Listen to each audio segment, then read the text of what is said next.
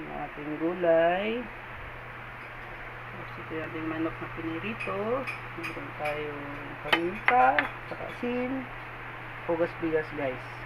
Ayan, bawang, sibuyas, kamatis, luya. Ayan guys, magpapainit na tayo ng ating kawali. Guys, mag-umpisa na tayo.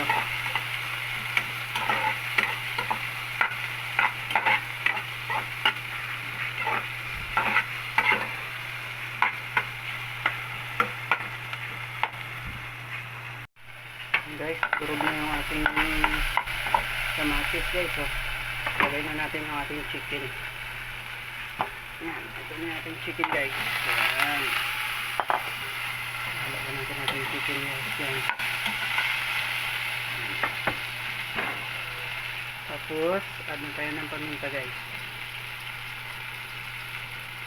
Yan.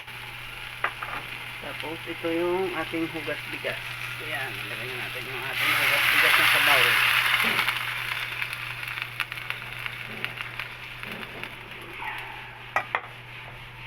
Diba?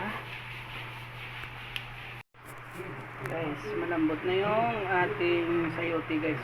Nilagay ko na rin yung lemongrass at saka yung dahon ng sibuyas. Yan, lagay na natin yung ating gulang guys, Chinese cabbage.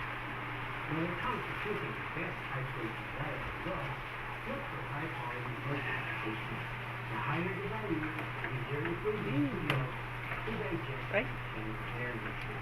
Tapon na yung ating sabaw guys. Healthy to guys ang ating gulay at wala tong anumang pangpasarap.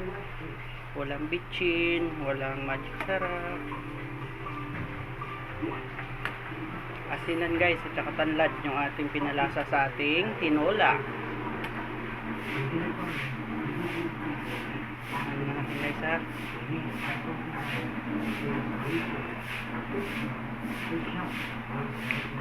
Okay na guys, luto na. Thank you for watching. Kuluin na lang natin yan. Okay na.